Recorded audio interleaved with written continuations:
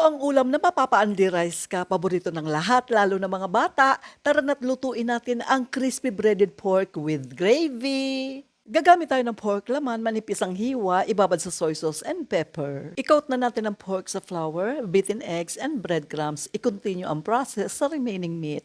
I-deep fry na natin sa medium to low heat lang para maluto ang karne sa loob and hindi masunog. Fry until golden brown and use kitchen paper to absorb excess oil. And sa gravy, mag-melt tayo ng butter and flour, mix and cook few seconds, add water, pork cube, let it boil. Naglagay ako ng dried thyme or any herbs available, season ng pepper and soy sauce, and when the gravy thickens, turn off the heat. Oh, luto na ang gravy. Ready na rin ang crispy breaded pork. Sandok agad ng kanin kasi masarap kainin dahil malutong pa. Kaya ano pang inaantay nyo? Kainan na!